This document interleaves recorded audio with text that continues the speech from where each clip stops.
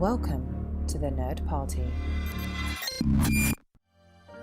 Let the filibustering begin. Welcome to Nerd Party.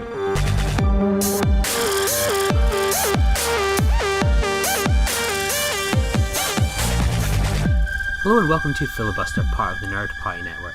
You can find us online at thenerdparty.com, find us on Twitter at joinnerdparty, and on Facebook at facebook.com/thenerdparty. I'm joined by Ronnie Le Drew, the puppeteer and one of the voices of Zippy from the iconic British children's TV show Rainbow, and best-selling author and friend of the show Duncan Barrett, to discuss their new book Zippy and Me. Over the course of almost half a century, puppeteer Ronnie Le Drew has worked with the greats, from David Bowie in Labyrinth to Michael Caine in A Muppet Christmas Carol. But the role that defined his career was Rainbow Zippy, who he operated for more than 20 years. Zippy and Me is the first time a Rainbow insider has told the true story of what went on under the counter and inside the suits. Petty squabbles between the performers, wrangling with TV executives, and scandals such as the love triangle between musicians Rod, Jane and Freddy. Not to mention the now infamous R-rated episode shot for an ITV Christmas party. Interweaved with the dirt on what really went on behind the scenes in the story of Rainbow's heyday in the 70s and 80s, when its stars found themselves catapulted into the exciting showbiz world, scooping a BAFTA award and even performing for the Queen, and the story of a young lad from a South London council estate who defied his parents' protest to become one of the most respected puppeteers of all time. You can find the book on amazon.co.uk and Unbound, and thanks so much for Ronnie and Duncan for joining me on this episode. It was such a treat to speak with a legend like Ronnie, and I hope that you'll enjoy the next hour of interviews. Thanks for listening. It's a real honour to be speaking with you today, Ronnie. As someone that grew up on Rainbow, your work on Labyrinth, the Muppets, this is a real pleasure for me to be talking with you. What was the moment that inspired you to look back on your career to date and put together a book about it? Well, basically, Duncan and Nuala came to visit me. I was performing at the Little Angel Theatre, and we saw I'd finished the show, and we went off and had coffee, and they said, "Look, Ronnie, I don't know whether you'll be interested, but we'd love to write a biography of you." And I thought, wow, and then I thought, it's all okay. I was slightly sort of bemused. I thought, who'd want to read a, biography of a puppeteer? Anyway, of course I said yes, and they were charming, and we had meetings all for over several years really. Me luckily had some diaries which I could sort of go back on and try and remember, because it's a long time ago. I've had over 50 years experience of puppetry, so it was a lot to go back, but that's how it started. Was there an aim for you guys at the start of, did you want it to be, I'd love to just tell the story of my career, or focusing on the man behind the puppet, or perhaps creating a book about puppetry and those skills? Was there an aim at the start for all of you that you shared? I can't really remember. I think it was my aim in a way, I suppose it was our aim, was really just to write, my life with puppets, how I started, what am I doing now, what have I done in the past, that sort of thing. And I suppose the sort of title, and the fact that it's called, Zippy and Me, was the fact that the rainbow thing would probably help sell the book, because obviously, it's become a sort of cult viewing, show, and people remember the characters so well. So that was the sort of start of it. But really, in a way, if you read the book, it's very much my life story, up until it's been published anyway. I'm still lively and still, working with puppets. But that was sort of how we thought about the book would be. And of course, having the Zippy in the title was obviously a good selling point. You'd mentioned sort of you had your amazing series of diaries that you were able to look back on and pull stories from that. What was the process for you from diving into that? You've had such a great career and done so much. How did you sort of get all those stories out there and get them shared with Duncan and co to be able to kind of write this? Well, really, it's very funny. The very first sort of entries I looked at way back, they were sort of early 60s, that sort of time. It said, Went to school, boring. And then, first visit to the Little Angel Theatre, which of course is the start of where I started my career. And so it was looking at those, and of course, I suppose my memory is fairly strong about, all those sort of things. I mean, there was lots. The difficulty for me really was remembering the dates of things, but we sort of worked on it, and there's sort of I managed to find on various sort of old articles that it was that date when I started doing that, and this is that. It's just that it's everything sort of runs. I don't know what you would say, but it's quite difficult to remember things when you're sort of way back then anyway. So, but we managed it somehow. Was there some stories in that you were like, oh, I really want to be able to get them into the book, but perhaps they didn't, there wasn't much space for them? Was there anything that was, a case of picking and choosing what to keep, and was there anything that hurt to not be able to include in the book? Not that I remember. In fact, I think we put, practically everything that we talked about, which is really very nice.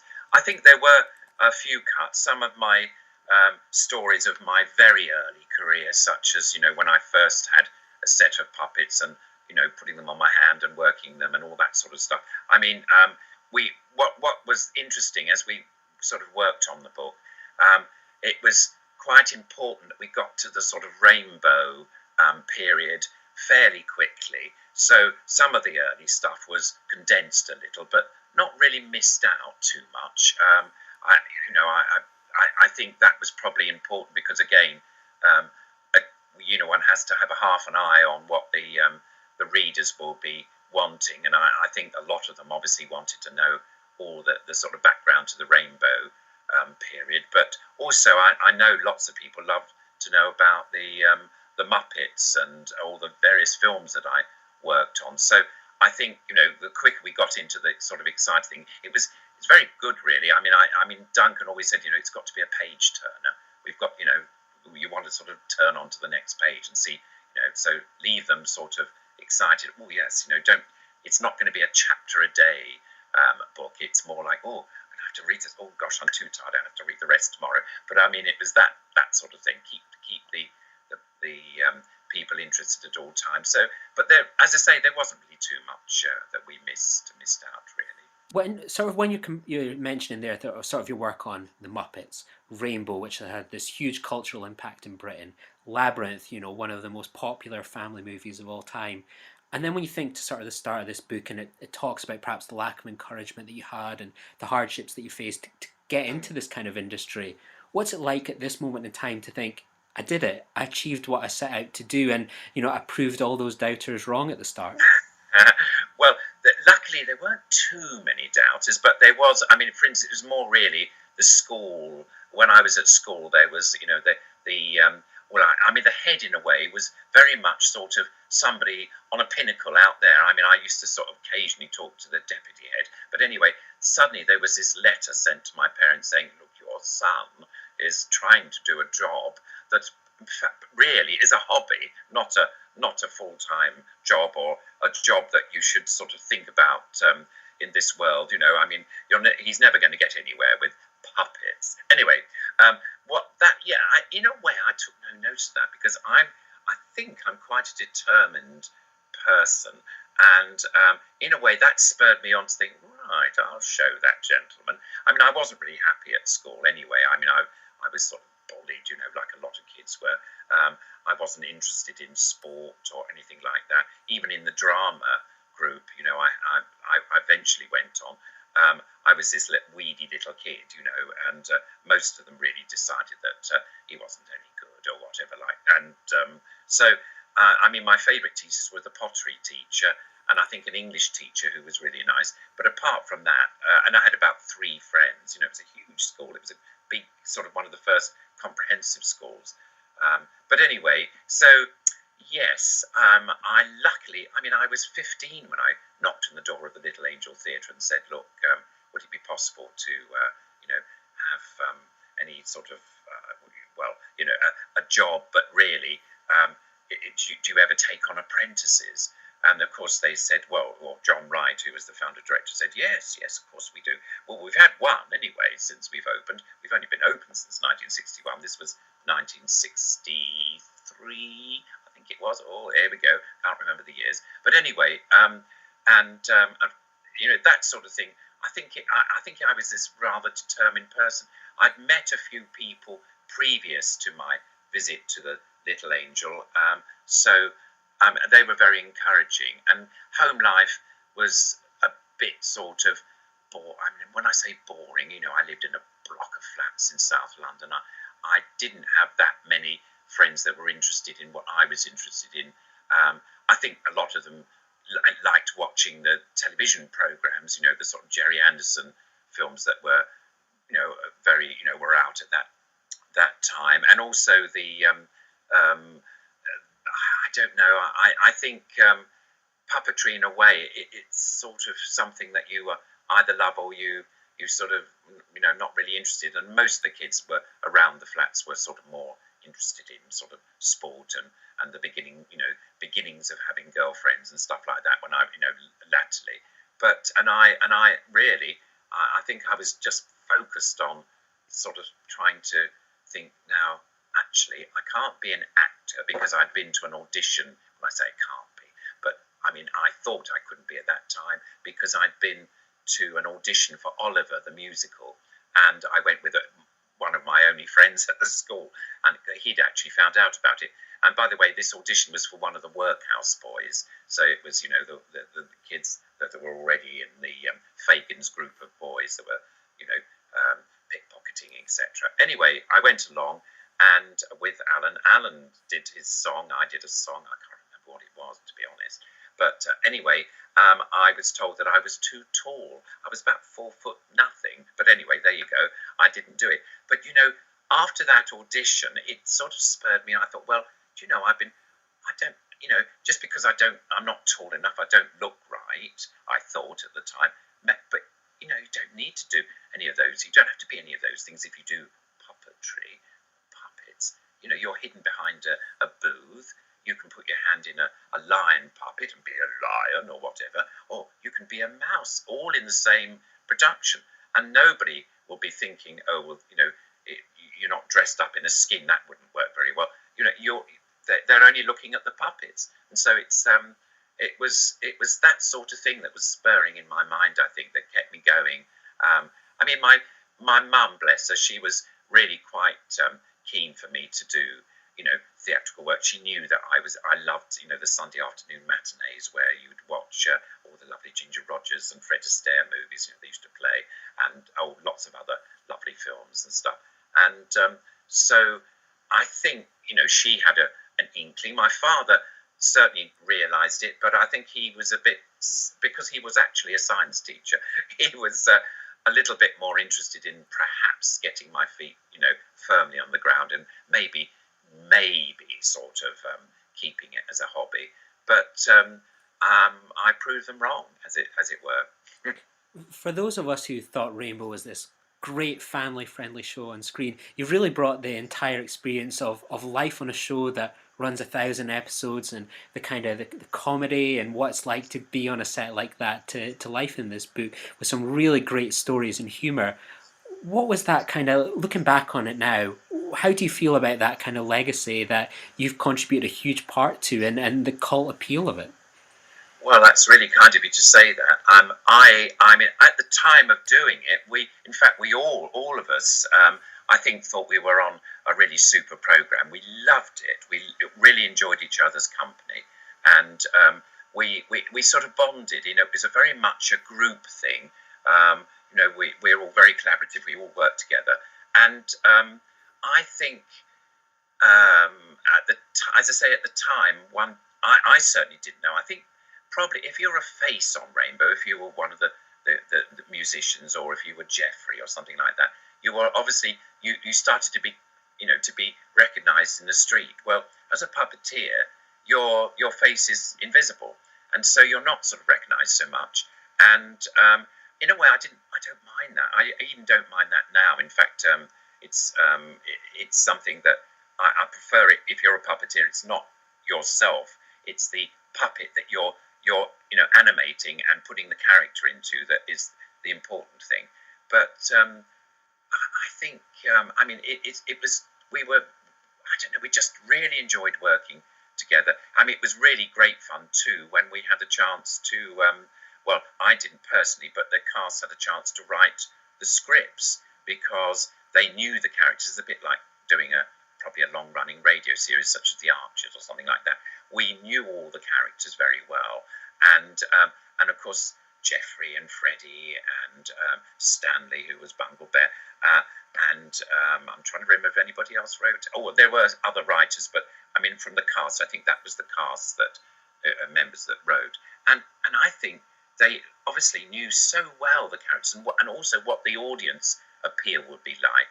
And we were lucky. We obviously we had people like an educational advice to make sure we weren't going too far. But I think as the program took off, and it really took off fairly quickly, really, in the sort of of the I'm trying to think of what it would be, but after a few years it became really popular. Well, we realised that because I was taken on just for 6 weeks originally, and I was taking over another puppeteer's role, as Zippy, and it was. I thought, well, Dean, I've got a television series, how wonderful, or and I thought, well, 6 weeks, fantastic. I can chalk that up in my sort of book of sort of things I really want to do. And it never occurred to me that it would go on for as long as it did. And of course, we all became loyal members of that group of as I've explained. So we continued. It was just something that one of those magic moments in one's career, I suppose, that sort of people have really taken on and loved, and it's really gratifying to know that. The book also covers your career outside of Rainbow as well, with a lot of work with Jim Henson films like Muppet Christmas Carol, which without fail is on British TV every single Christmas, Yes. Treasure Island, and Labyrinth. What was it like to work with a fellow puppeteer like Jim Henson? Because you and him are two of the most well-known puppeteer talents in this country. What was it sort of like to work on those films together and collaborate? Well, you're very kind. I wouldn't put myself up as high as Jim Henson. Jim was a sort of a person, an iconic person that even I looked up to, before. When the Muppet Show started, I thought, wow, this is making puppets really, sort of more interesting in the sense that the adults were watching them. It wasn't sort of just a kids thing. It was a family show, a family thing, entertainment. And as far as Jim was concerned, I just thought, wow, he's doing just amazing things. But what was really lucky, I had a friend that worked in Elstree Studios, the television studios. There's the film studios. The BBC were there at the time too. This is a while ago now. And he invited me to go and see his preschool show, which was actually it's a puppeteer called Nigel Plaskett, still doing amazing things. Anyway, he invited me. We were friends together at an old a puppetry organisation called the Educational Puppetry Association. Sounds terribly grand. It was a wonderful basement in Holborn, and there was a wonderful couple who ran that organisation. Anyway, we met there when I think he was probably about 12 and I was probably about 14. So we've known each other for years. But Nigel said, "Come down and see his program," which was Pipkins, which you may well remember. Alongside Rainbow, it was a similar popular program. Same idea. For preschool. Anyway, I went along and he said, "Well, I know what you really want to do. You want to go pop into Studio A across the way there and see the Jim Henson Muppet Show being done." And I said, "Well, actually, Nigel, you're absolutely right. I love what you're doing with Pipkins, but please." Anyway, I went in and it was just amazing. We, as puppeteers, certainly on Rainbow, we would have to sit on what we call little wheelies, little seats under, and the puppets would originally be behind the window, but we did come into the studio, and so we had these little wheelie seats made so that we were very low, and the table was 6 inches higher than the normal height of the table, so it just gave us a clearance so we could put the puppets up, and you wouldn't see our heads or anything like that. Now, with the Muppet Show, of course, all the Muppeteers were standing and moving around. So there's a lot more movement the puppets could do.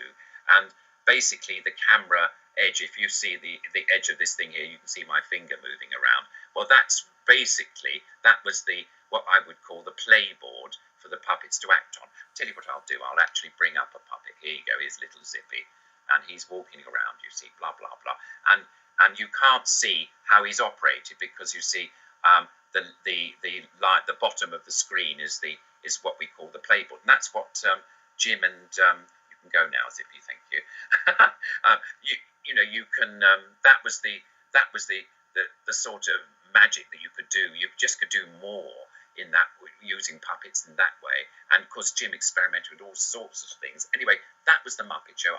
I saw him from a distance. He was obviously incredibly busy, but there was a wonderful puppeteer, sadly no longer with us, called Richard Hunt, who was very much the sort of front man of the group. And he called out, "Ronnie, come down here, come and look at the puppets." And this is in a sort of break. There wasn't that much a break time in a show like the Muppet Show, but I was able to go down and have a look at the sort of some of the sets and stuff that they were using for that particular program.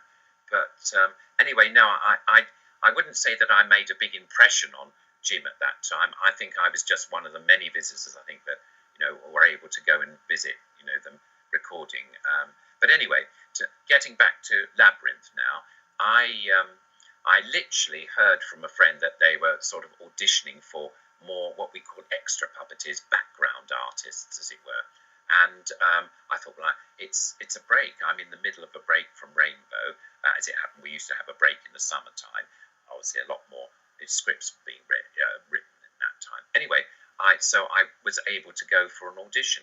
I must admit, I'd never been to auditions very much. I was one of these people that I suppose people got to know me and said, oh, we can use Ronnie. He's a good puppeteer or whatever. And we just didn't have them. Anyway, American puppeteer coming over with a huge film which had a huge budget. They're not going to just pick anybody. They have to audition to make sure that these puppeteers do know what they can. They can do the job that we need them to do. Anyway, I went along and I had a beaver puppet made.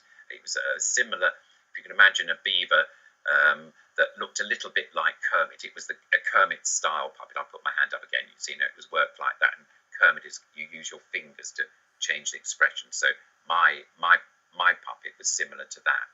Anyway, I brought him along, and the idea was that you could either do a minute and a half or something like that, little sort of sketch if you wanted to, or you could just improvise something.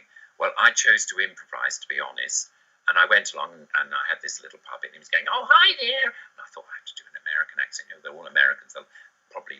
I had no idea really what I should have done, but anyway, I did this thing. "Oh, I'm the little beaver." And somehow, I don't know what I said. I mean, I can't remember at the time, but I managed to get a few laughs. And then what was very good is that some of the Muppet sort of main character puppeteers came along with a puppet, and we sort of improvised together for that a tiny bit. I think it was really to see whether I could react off another puppet or not, because I mean, puppets are great reactors. That's what they do best. And I think, Jim was extremely clever and wanted to make sure that the puppeteers he had with him, even if they were background artists, were up to sort of improvising something, or just they had the technical ability basically. Anyway, I went out of the rehearsal room, audition room, which was a church hall in Hampstead, and I must admit I felt incredibly strained. I hadn't done something like that for so well. Probably was the first time I'd really auditioned for something big like that.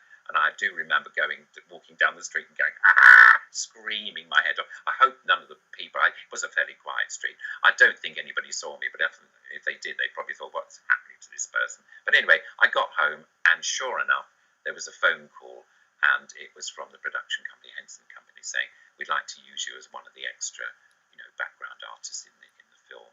And I remember my first day turning up at Elstree Studios. There was quite a few of us that luckily got the jobs, and we were all fairly, we're all great friends.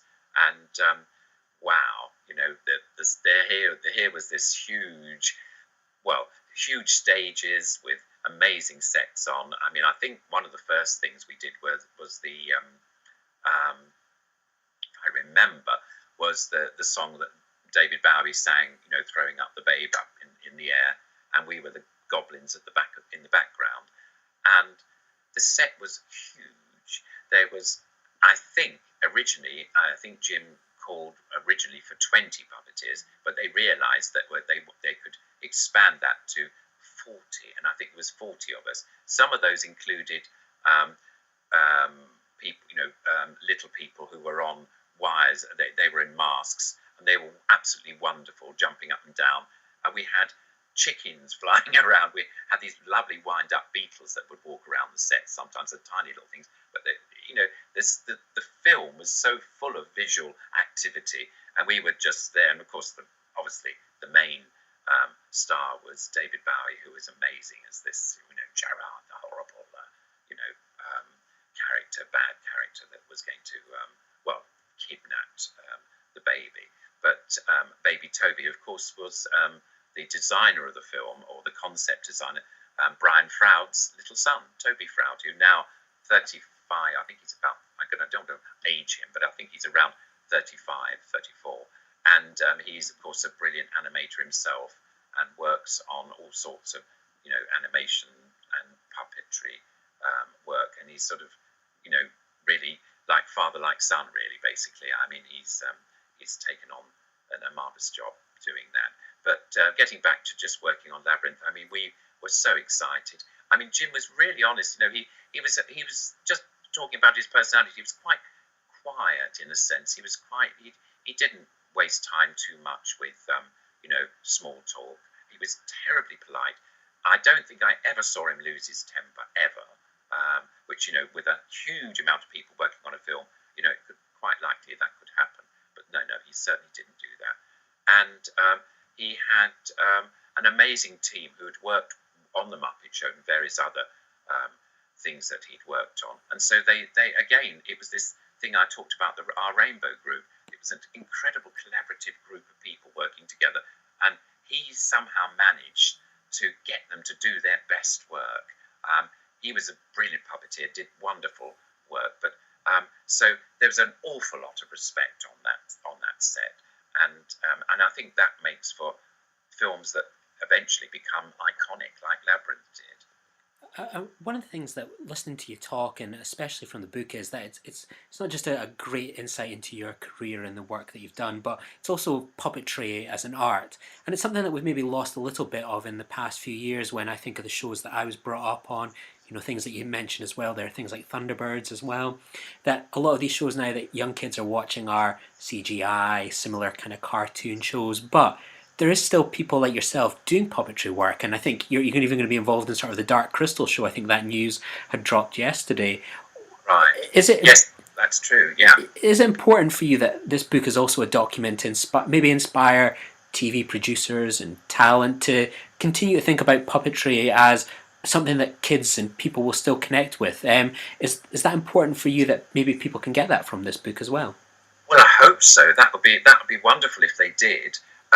It wasn't something that I consciously thought about. I think I'm one of these people that just speak off the spur of the moment, if you know what I mean. I just say it as it is, how I feel it now, if you know what I mean.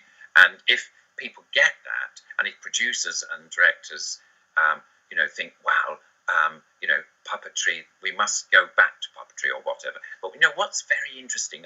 In the last, I suppose, I don't know when CGI became sort of really the top sort of thing. I remember it was a few years back now, and I'm thinking, oh well, puppetry on film or TV now will be only, you know, animated, computer animated cartoons, and there just won't be much use for us. So I suppose I've probably done my last film, or my last sort of, you know, live puppetry gig, as it were. And suddenly I did a few commercials, and over the years, of course, as well.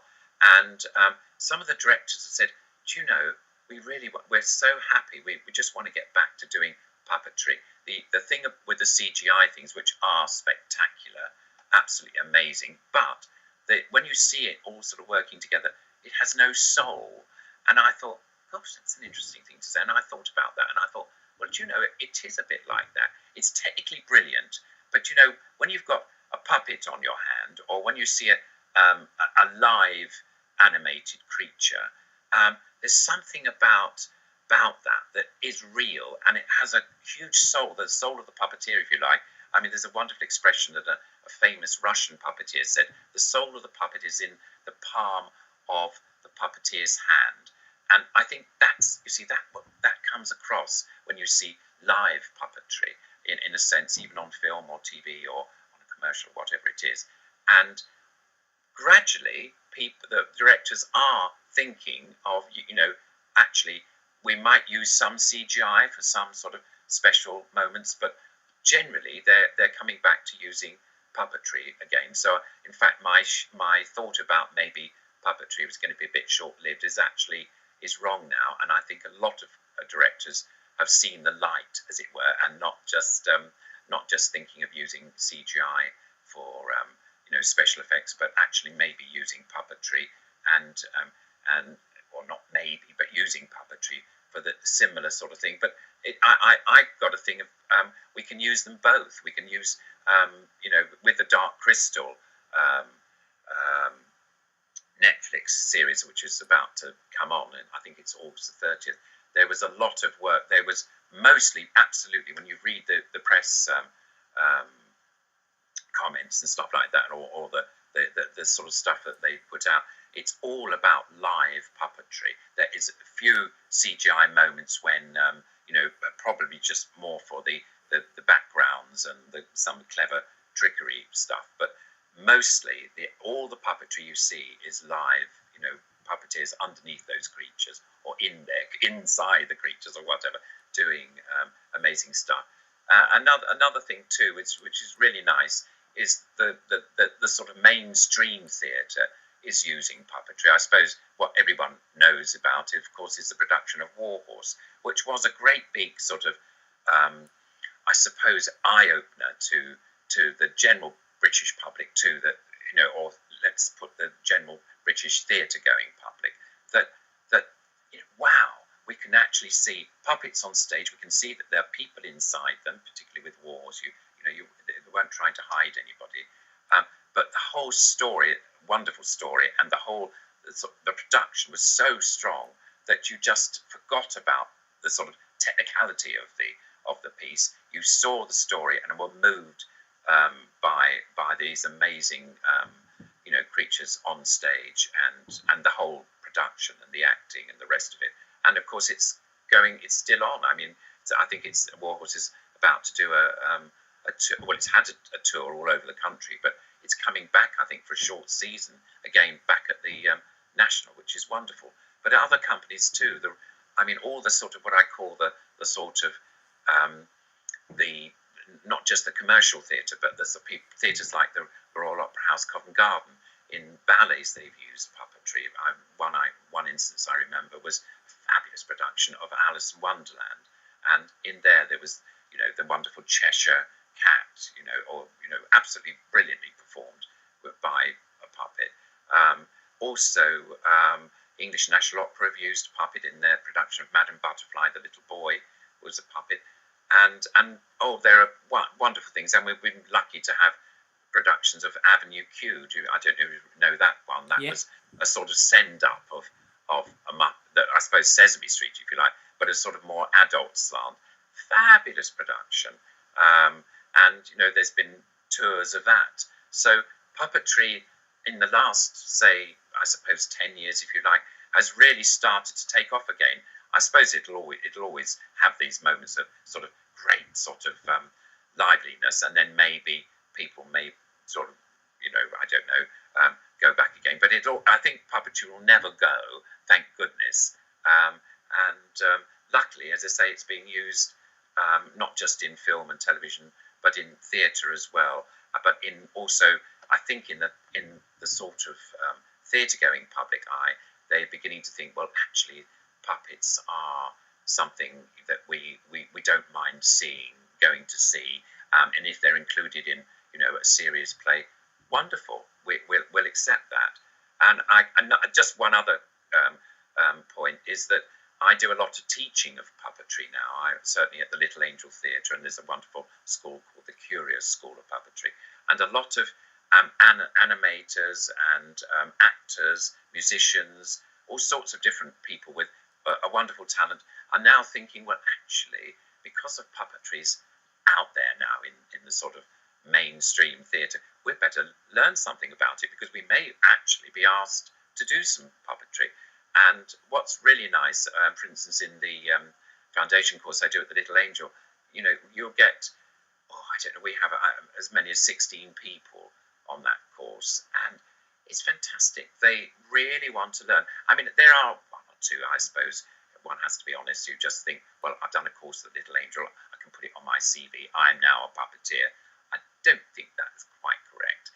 But what we do is we try and give them an insight to the various forms of puppetry, and also, obviously some technical advice about how you would work a glove puppet or a rod puppet or a tabletop puppet. There's all these different variations now of puppets, and anything really can be a puppet. It's not just a sort of a thing on your hand. It could be a milk bottle prancing around, or whatever. I mean, just there's all sorts of interesting ideas now and forms. But that's been interesting. The fact that actors have realised. I've taught, more or less lectured, I suppose, at the Royal Academy of Music. There's a wonderful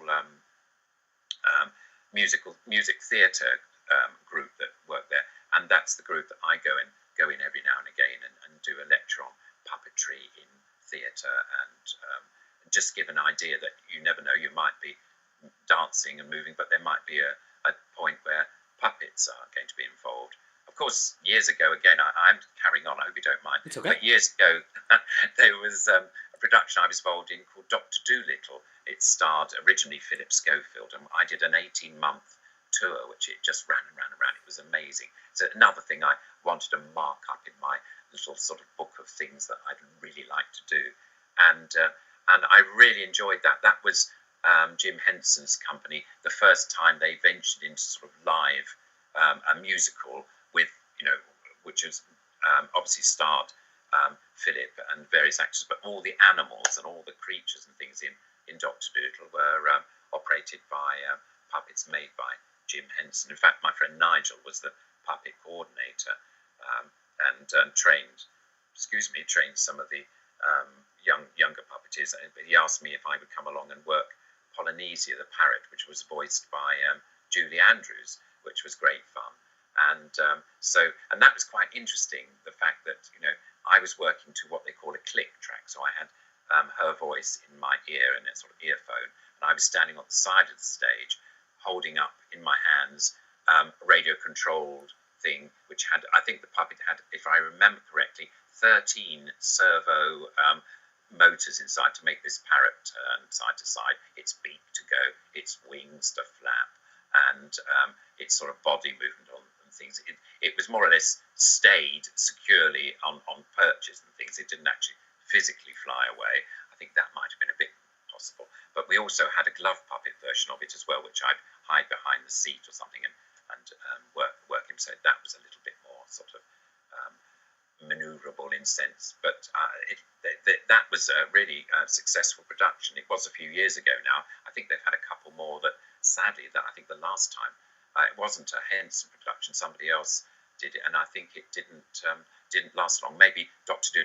Dolittle was of its time, if you like, and maybe that it wasn't quite the right time to bring it back. But so there we are. That's puppetry. Sort of, it's alive and well at the moment, which is really exciting. And finally, how's it been for you, this whole experience of writing this book? And the book has made such a splash. I mean, stories have been on the front pages of nearly all the British press. And how does it feel for you? And even the book itself, it's been supported by backers. It's not just been we're going to put this book out there and we'll hope the public will buy it. People have gone, we want this, we're going to invest in it. How does this feel for you as an actor to look at this and think, wow, like people are interested in the story, what I've got to tell? How does that feel for you as a kind of writer, a performer, an actor, all these things?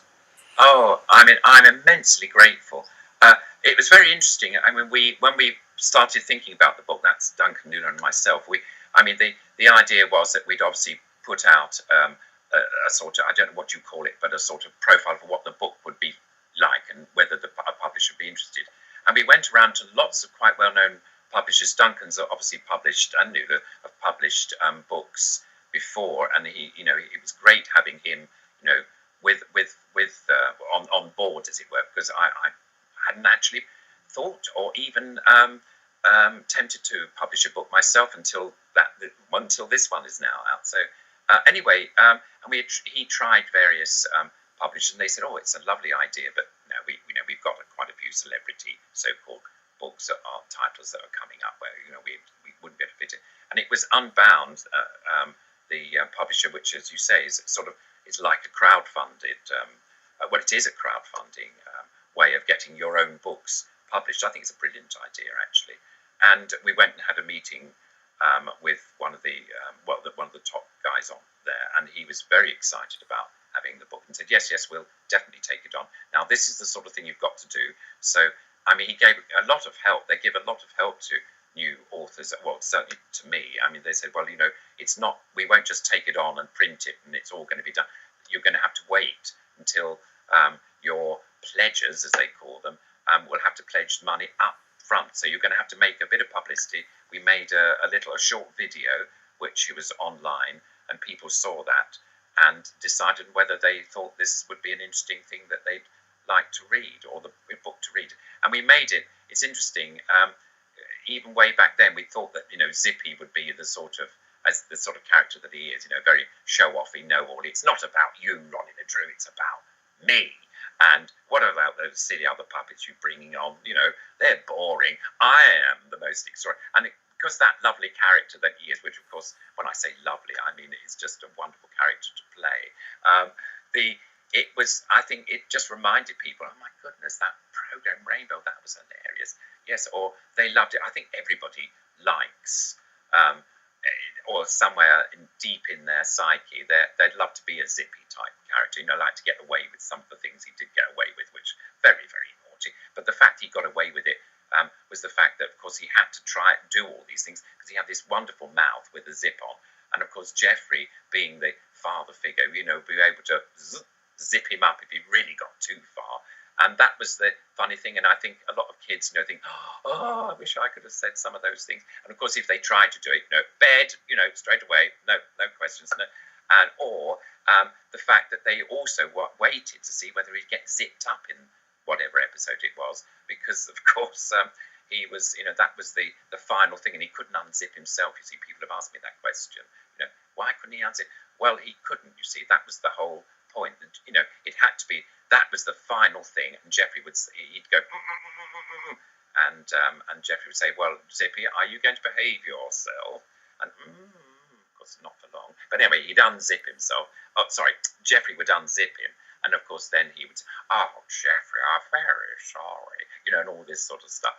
And of course, I mean, moments later, he'd probably be, he'd hear something, or something would spark something off, and he'd say, "Oh, I'm much better than anybody." So this is him.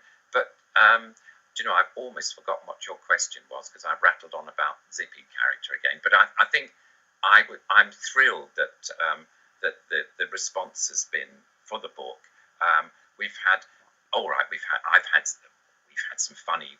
Well, when I say funny, some of the tabloid press have sort of gone a little bit perhaps over the top with some of the things that have been talked about.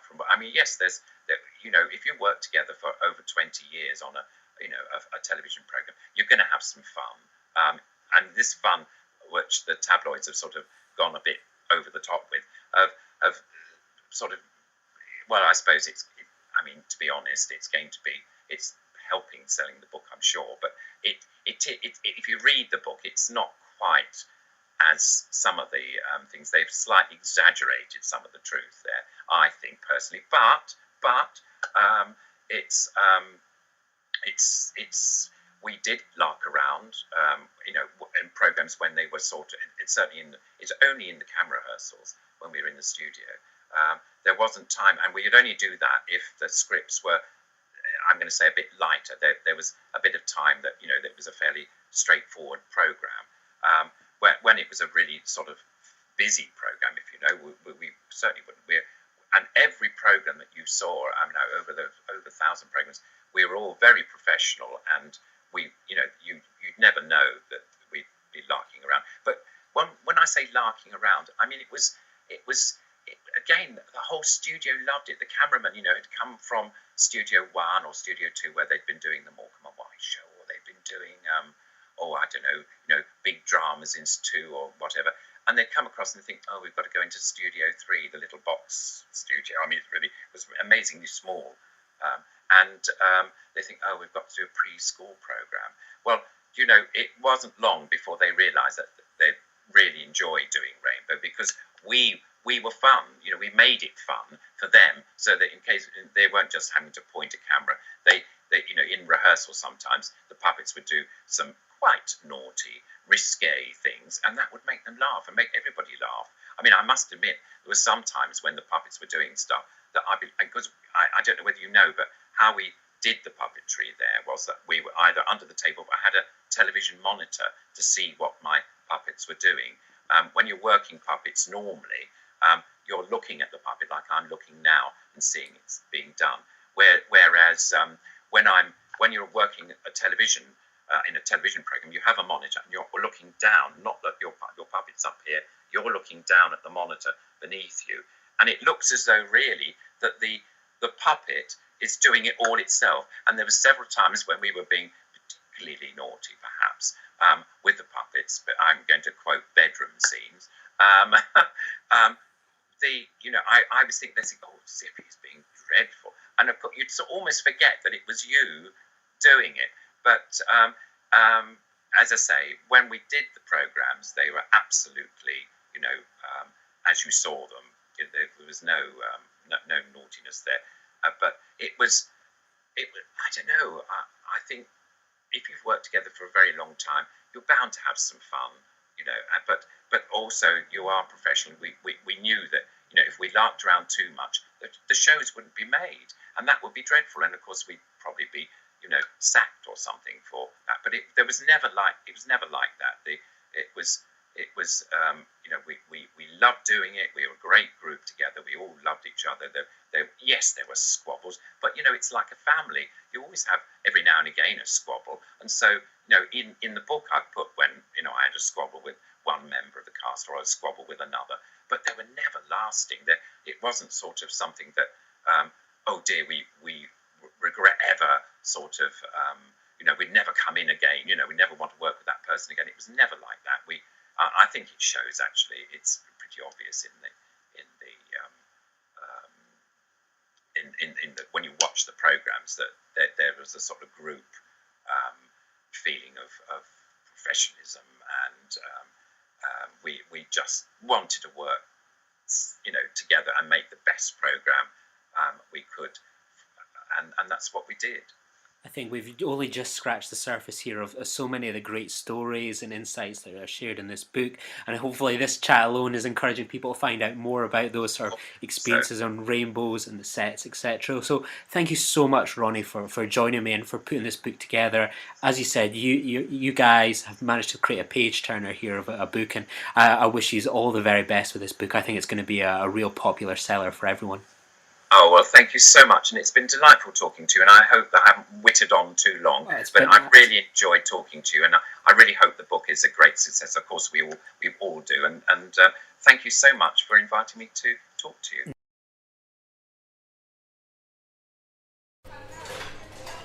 Hello, I'm joined by podcaster, friend of the show, and best-selling author Duncan Barrett. Welcome back to the show, Duncan. How are you? Hi, Lee. I'm good. How are you? Yeah, the last time we spoke was we were diving into sort of Deep Space Nine with the actors and talent involved in Star Trek, but this time you're sort of on the opposite end. I'm going to be interviewing you, so this is going to be a pleasant experience. I know, that's right. I mean, when you said welcome back to the show, I was thinking, have I actually been on Filibuster before? But you're right, I suppose I have, but only as a kind of fellow interviewer. So yeah, this is more flipping things on its head a bit, I suppose. Yeah, for those who aren't familiar with the book, you've got a brand new book that you've helped contribute towards, and that's out today. Can you tell people a little bit about Zippy and Me? Basically this is a book. It's the autobiography of Ronnie Le Drew, who I think you're going to be talking to in a little while, who was the puppeteer who played Zippy on Rainbow for many decades, basically, for pretty much the whole of the show's run. And my partner Nuala and I wrote it for him, getting on for 9-10 years ago, really now. I mean, basically, it was the very first book we ever wrote together. The first book I ever wrote really properly, and it was commissioned by a publisher that then went bankrupt. So we'd kind of nearly finished it then, and then the publisher went bust, and so obviously they weren't going to be able to publish the book, they weren't going to be able to pay us or anything, and so it kind of languished in sort of publishing limbo for the best part of a decade.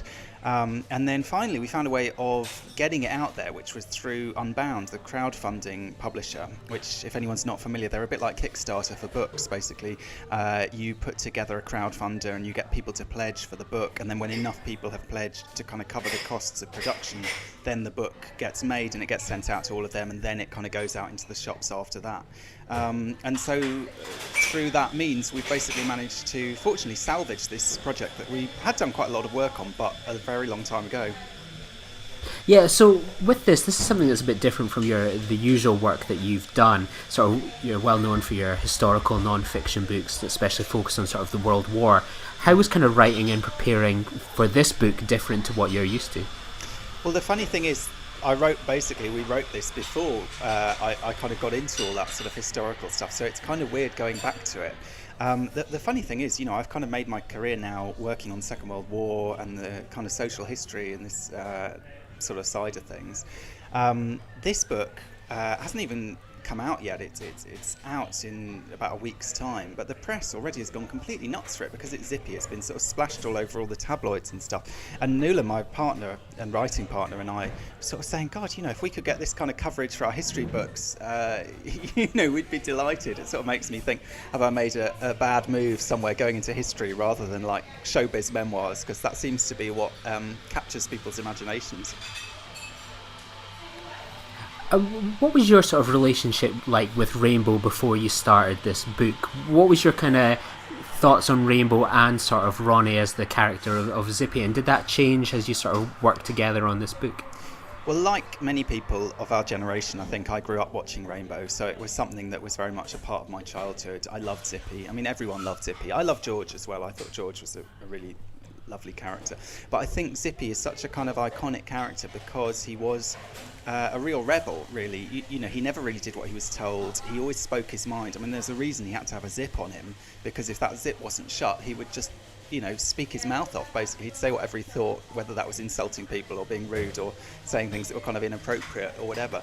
And so I think for, young kids growing up, he was a kind of almost a sort of anti-role model, I suppose. So I guess he's one of those characters from childhood that always sticks with you. But another big part of the kind of fascination of it for me was, talking to Ronnie and finding out what was going on behind the scenes and so on. As much as Rainbow seemed like this sort of quite innocent children's programme, I mean, initially it was intended to be an educational programme. They kind of ditched the educational side slightly as time went on. It became more about just telling funny stories and kind of entertainment. But was the fact this whole sort of world behind the scenes of this kind of squabbles between the cast, these big personality clashes going on the whole time, quite a lot of kind of innuendo and kind of naughty behaviour going on set, basically, just to keep people entertained, because they did more than 1,000 of these shows. It was a job that ran literally for decades, and to kind of keep things fresh, the cast were often up to quite kind of naughty things one way or another, assuming that they would never come out. So there's that kind of fascination of going back to something that you appreciated as a child, but seeing it in an adult light and finding out kind of what really went on behind the scenes there. When you sort of have, dive into those stories like that, it kind of pulls the light back on what Rainbow was probably like to work on. Does it sort of change your opinion of it from what you had at the start? No, I don't think so. I mean, to be honest, I trained as an actor originally. I used to work in theatre and so on. I know that people get bored and they muck around and so on. And I don't think, although we've had all this press, which is, the press that we've had is all, I think, slightly sort of tongue-in-cheek scandal, if you know what I mean. Oh, gosh, these things were going on behind the scenes. I mean, a very British scandal, isn't it? Yeah, exactly, it is. And it's kind of, and the fact is, it was just a bit of fun. Do you know what I mean? It was the kind of fun that, Yeah. that in a way you might expect a group of people in their like 20s and 30s to be having, even though they're making a show for preschoolers. It's just the fact of it, you know, being able to find out the details and to hear the stories, and some of it is out there already, to be honest. I mean, on YouTube, famously, the so-called X-rated episode of Rainbow, which was a sort of special episode they made as a spoof for the Thames Christmas. Thames was the ITV franchise that produced Rainbow. The Thames Christmas Party one year in the 70s, 79 I think. They put together this episode which was played completely straight, but the script was just basically nothing but innuendos. So they were all plucking each other's twangers the whole time. They were talking about the size of their balls. They were, you know, all this kind of like quite crude, basic humour, basically.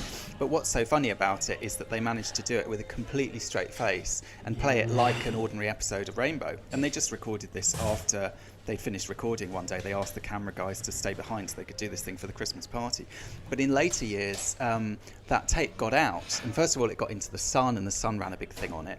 And then it got onto YouTube. And with the rise of YouTube, you have people out there who've watched that tape and genuinely assumed it must have been a real episode because of the way they made it, because they made it to kind of feel like a real episode, and have this real kind of confusion of, you know, was this going on Rainbow the whole time and we didn't recognise it? So there's that kind of thing of, I think, these characters almost operating on different levels. I mean, in the sort of late 90s, 2000s, you know, one of the things that I thought was quite interesting that Ronnie told us all about that I didn't really know about, there was this real revival in the Rainbow characters. So they released a single, they went on Top of the Pops, they performed in front of 40,000 fans in Clapham Common.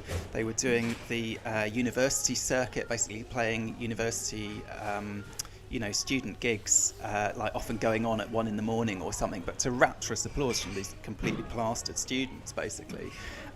So they had this kind of second life as these kind of retro cult, kind of adult figures in a way, while still playing these same characters that were part of this preschool program. I was like, I'm reminded there of my sort of uni experience and sort of my connection. I remember that video as well. I remember being in first year halls and someone going, watch this video on YouTube, it's the Rainbow Gang, and like, how did they get away with this?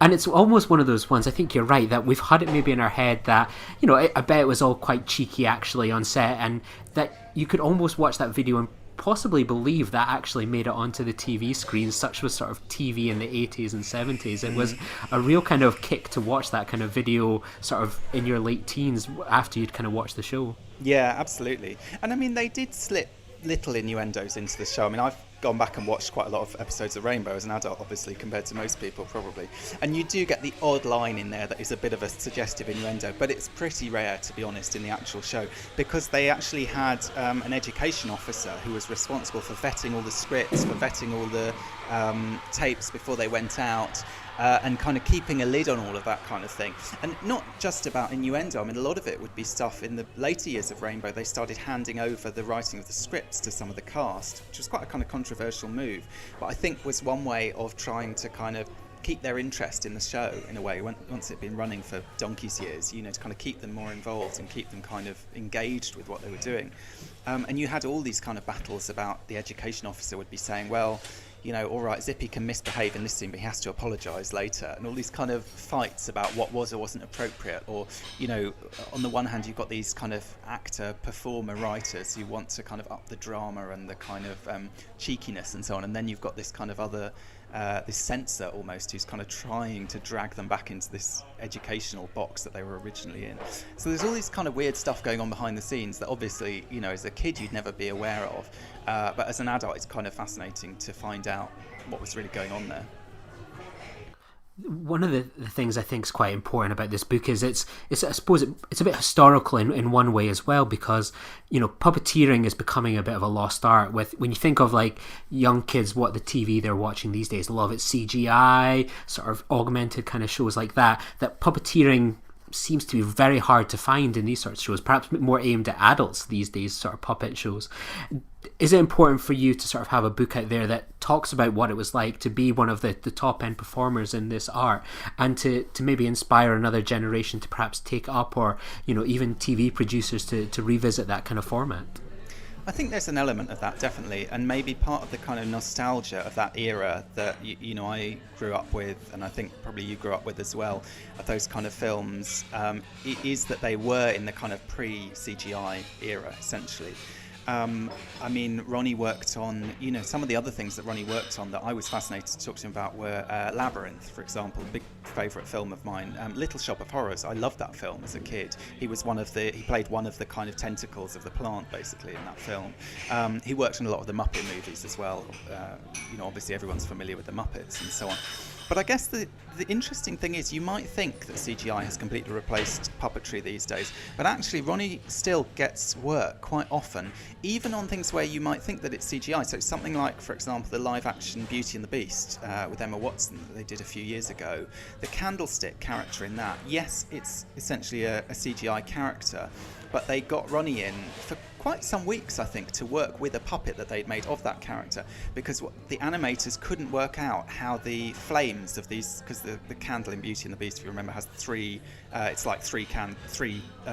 candles, basically, the arms and the head, so you've got these three flames, and they were trying to work out how would the kind of light and shadow from this look, and they couldn't work out in the computer. They actually had to get Ronnie in as a puppeteer to puppeteer this thing with bulbs on it, so that they could follow the patterns of light and then recreate them in the computer. So there's kind of still work out there for these skilled puppeteers, skilled in this kind of old techniques, if only to kind of provide the sort of frame on which that computer imagery can work. And then, of course, right now, I mean, literally, I think yesterday, the trailer just dropped for Netflix's huge Dark Crystal sequel series, which I don't even know if I meant to tell you this. I know for a fact that Ronnie was working on. He was sworn to secrecy about it for ages. You can ask him whether he's allowed to tell you anything about it now. But, which is absolutely a return to that kind of, Jim Henson puppetry, and to that kind of, sort of old school approach in a way. And we've seen Muppet films coming out recently. I mean, I think there's something about that kind of old school puppetry that has a real charm for people, and whether it's nostalgia or whether it's that they actually have a kind of life quality that in a way you don't get with CGI. I mean, I do think there's something that is there in really great puppetry that it really feels alive in some fundamental way, and maybe that is quite hard to recreate in the computer, because you've got all these kind of issues about kind of weight and think that computer generated imagery, often there's something slightly flimsy or something slightly unreal about it, whereas a puppet, even if you can see the strings, even if you can see that it's made of wood, there's something about the fact that a human being is physically there controlling it, that you believe it. Do you know what I mean? It kind of it speaks to you as a living person. And I think that is, as much as obviously Zippy is a bit of a kind of silly character and so on, one aspect of the book as well is kind of looking at Ronnie's career in puppetry, from being a kind of 14-year-old boy in a South London council flat whose father called it his dolly-waggling hobby, basically, really disapproved of it, through to kind of working right through the ranks in the kind of British puppetry scene and working on some of these really iconic shows and films and so on, and really being a kind of a master of that craft, if you know what I mean. I mean, he is absolutely at the kind of top level in terms of skilled puppeteers in the country, and that is a kind of art form. Maybe it's slightly a lost art form, but there are certainly plenty of avenues out there, I think. There are people who are still interested in puppetry one way or another.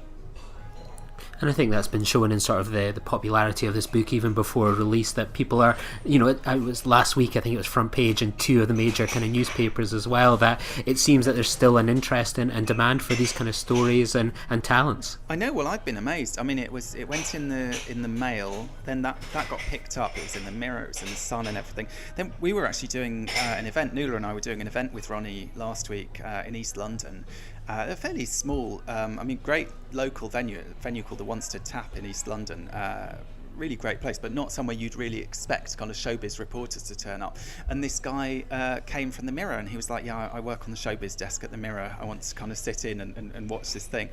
And we were like, okay, fine. And so we were chatting about all this stuff and so on. And then he was scribbling away in shorthand. And then the next morning, a new article came out that was again on the front page of the Mirror, sort of further revelations from the Rainbow Set. And this time we'd been chatting about the fact, which we do write about in the book, that Ronnie was playing Zippy, and when he first started on Rainbow, the woman who was playing George, he actually had a massive crush on. So he was kind of, crouched down under this counter with this woman who he thought was a sort of puppetry goddess, basically. But she kind of, she was a friend, but she wasn't interested in romantically. But so again, like the tabloids sort of all picked up this story, so it went in the Mirror, and then the Sun picked it up, the Metro picked it up. I mean, it is kind of crazy, I think, just having that nostalgia for Rainbow, but also I think Zippy as this kind of, as I say, this sort of rebellious icon. It's almost kind of perfect tabloid fodder. If there's anything kind of to do with innuendo or sex or anything like that, and you've got this kind of kids program, and you've got this this character that everyone remembers, and that everyone remembers in this kind of cheeky way, it sort of seems to be a kind of perfect storm one way or another. So I mean, it's been quite a ride for us, seeing the level of interest that it's generated.